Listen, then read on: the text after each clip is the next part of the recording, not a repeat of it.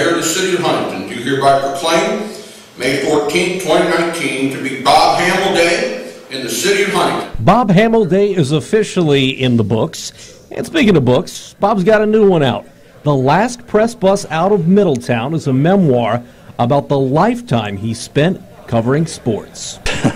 It's a declaration of how very, very lucky I was, because openings kept coming for me that I didn't earn or qualify for, and you know, if you're given the ball, if you don't score, it's your own fault.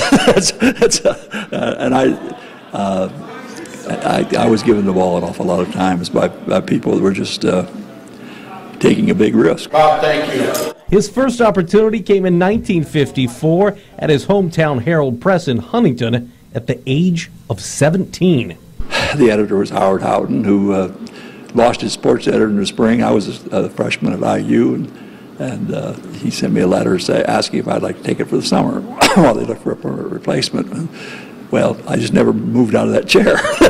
So it worked. I never got back to school. It was a dumb way to do things, but I was having a lot of fun, so I just stayed with it.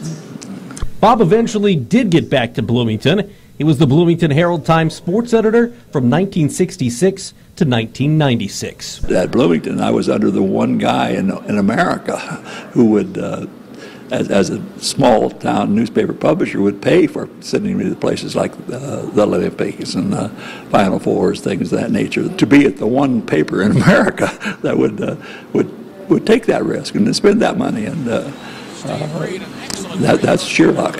There's nothing more than that. Looky here. Being in Bloomington also meant plenty of IU hoops and, of course, plenty of Bob Knight.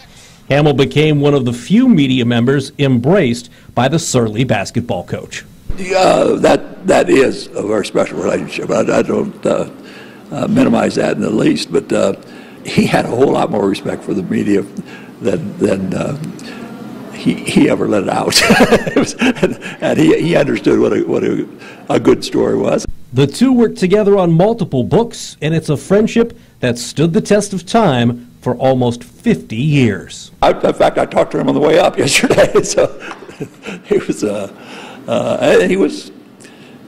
reading the book at the time, and he had some critical comments to make. So I always needled him, because he insisted he never read the newspaper, but he always had. I never sneaked anything by him either. If he spotted something he didn't think was right. So you know, for a guy that didn't read the paper, somehow he was able to see those things.